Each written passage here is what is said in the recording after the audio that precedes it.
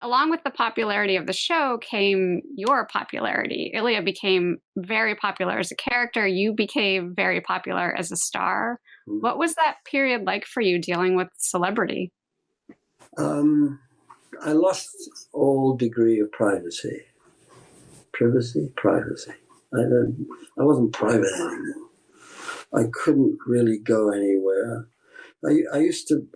I still am. I love to take photographs, and I would take my Nikons or Canons or whatever they were, and I'd go out and like Cartier-Bresson, you look for the moment décisif, and take pictures. And I had boxes of negatives and some wonderful pictures. I mean, I learned to be a better photographer than I was in the beginning. And so I loved that. And then I lost that ability completely because the minute you walk out, people recognize you. And then you pick up a camera, they all go, oh, that's it. The end of that.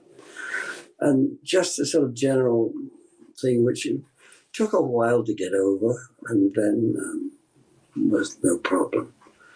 And then there are people that come up to you and say, "You're David McCallum, you play Ilya." And yes, I just love your work. Would you mind signing this, my napkin or whatever?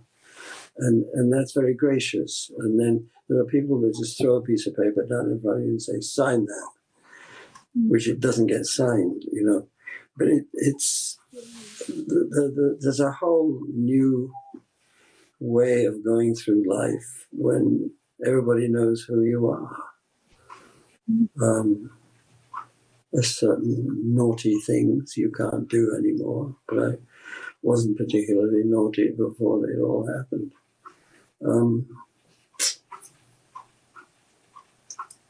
No, I mean, you just do the best you can, and if that's not good enough, you do better. I mean, that's it. I'd actually read there were a few instances where like security was an issue. You were supposed to appear at a Macy's in New York. They did $25,000 worth of damage in Macy's.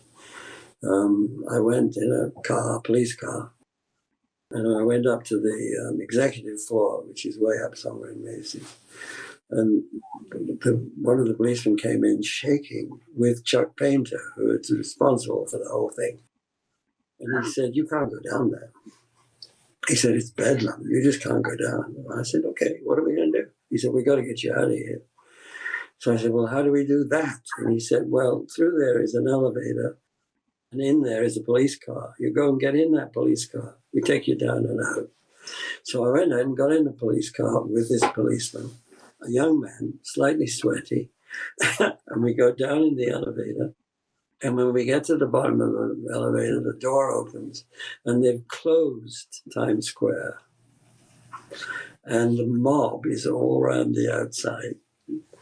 And he drives the car out of the elevator right into the very middle of the square and stalls the car. So I'm sitting back there, rather like Ilya Kuryakin, and he's trying to land it. Nothing's happening.